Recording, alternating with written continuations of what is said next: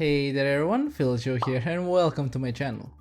Today's video will be all about Core Keeper, and we'll be talking about some of the ways of travel that the game offers, which can save you a lot of time in moving around the map. Core Keeper is a fairly new game and it's in early access. You can find it on Steam so you can give it a try for yourself. It's quite an addictive game with a really fast pace, where you can play alone or with friends, so feel free to check out some of my other videos on it to see if you would like to give it a try. For now, let's talk about some of the ways that you can use to travel the vast map of Core Keeper. Since at the start you would spend a lot of time moving around from place to place on foot. But towards the late game, however, you would be able to unlock some really useful means of transport, which can cut the time in half or even to none. So let's get started. When you start the game for the first time, you're met with a brand new unexplored world. Here, you would need to explore the world slowly, gather materials, craft and farm, and even beat bosses to continue on with the storyline. But sometimes, some of those places where you need to explore for certain materials or enemies will be quite far from your main base. So to travel all of the space, you would need some alternative and faster methods of travel. Luckily, Core Keeper has just that and more.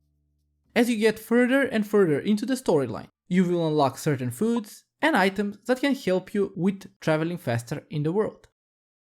For the first and most useful means of transportations for me is when you unlock the Tin Workbench, which can let you craft a variety of other machines, including the most important Railway Crafter, which can let you craft railways and minecarts, which is the first means of transportation unlocked in the game, which offer a really speedy transport from point A to B. The only drawback to this method of transport is the amount of tin ore you would need in order to craft the required railways, since the map is really huge, and the biomes are quite far from each other, so you would need an astronomical amount of tin bars just to have a basic transport network. But still, it's worth it nonetheless, cutting transport time in mere minutes compared to walking by foot and avoiding all the enemies along the way. Getting the required tin ore shouldn't be an issue after you unlock the drills, since you could use them to gather tin automatically and just get the finished tin bars. I made a farming tutorial video for this, so I will leave a link down below so you can check it out. So with all of those materials, setting up resource gathering points all around the map connected with railways will offer you a nice way of just traveling around the world and just collecting the resources which were mined and processed automatically. And with this network, you would easily collect the needed materials for future upgrades from better workbenches and also unlock the next way of traveling. For the second way of traveling around the world of Core Keeper, it's the awesome portal network. This is an amazing piece of equipment which reminds me of the warp pillars from Stardew Valley, and it's one of the most late game items you can unlock, and that is by crafting an octarine workbench. Octarine is one of the last materials that you can get, and you can get it in the Sunken Sea biome. If you already unlock the drills, you won't have any issues farming this material as well. After getting the octarine workbench, you will be able to craft a portal, but be wary, all of the materials needed for one portal are quite expensive. You would need 100 iron bars, 100 octarine bars, 200 coral planks, 20 mechanical parts, and 30 ancient gemstones.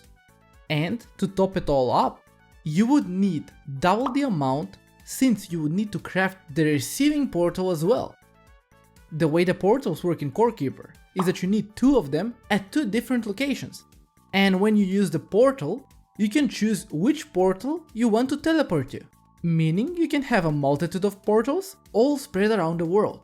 But there's a drawback to using the portal.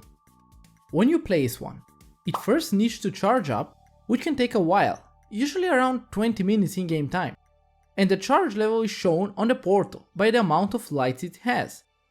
The portal that you're using has to be charged, while the destination portal doesn't, meaning that you can travel to a place that has a portal which isn't charged, and you won't be able to teleport from there until it recharges as well, so be wary of this little mechanic. But by using the portals in combination with the last way of travel, it can be a really great way of getting around the world. Now going to the third way of travel, it's mostly needed as part of the story, and this is by the boat. Since there are areas with huge open water like the sunken sea biome or the Aetius wilderness with the long rivers, getting around by the boat can be fairly easy and time-saving. Going with a boat in the Aetius wilderness bypasses a lot of the enemies on the shorelines, but be warned, you can still get shot at by the snipers, and I have died to them quite a few times. For the sunken sea biome, however, the enemies are the crabs and tentacles, but they are nothing special and you can bypass them easily.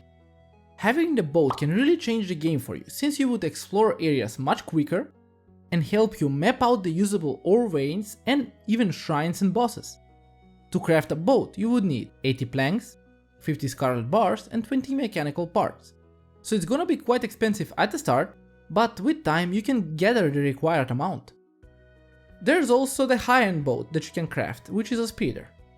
This boat is much faster than the ordinary one, and to craft one you would need 200 coral planks, 120 octarine bars, 30 gold bars and 30 mechanical parts, which is a really high-end option because of the price, but you're gonna get a small speed boost compared to the ordinary boat.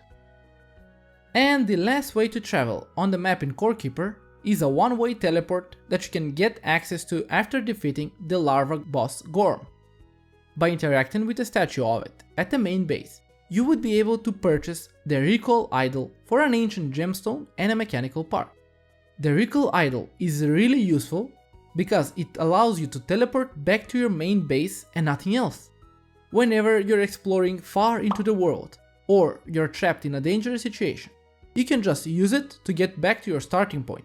But sadly you can't change the starting point to where it travels to, because if you're somewhere far in the Aetius wilderness and want to get back to the base that you have there, you can't. And you will need to walk all the way from your main base to the wilderness again. Usually this is helpful if it's accompanied by an already built railway system or if you have already unlocked the portals of the game, so by going to a far out resource farm or a base, to get back instantly you can just use the Recall Idol and you're gonna go back to your main base, without any need to make a return trip or walk the way there. And there you have it. Those are all of the ways that you can use to get around the world of Core Keeper. As you play, you unlock more and more easier and time-saving ways to travel, which also change the way you play the game. You start from the simple railways, which will need a lot of time and resources to set up, and end with the portals, which are a click away from traveling to your desired location. But everyone, thank you for watching, and I hope you found this video helpful. Core Keeper is quite an amazing game, and the hidden things spread around the world make the game really fun to explore. There are tons of ways that you can play the game, and I just wanted to offer some ways that you can cut travel time in order to use it for something else. But everyone, if you enjoyed today's video, please leave a thumbs up, since it helps me out a lot, and consider subscribing to my channel so you get notified of all of my future updates. I also have a Discord channel that you can freely join in, so we can chat there as well, and a Patreon account so anyone wishing to support me even further can go and sign up there. I hope you all have a great day and I will see you all in my next one. But till then, stay safe.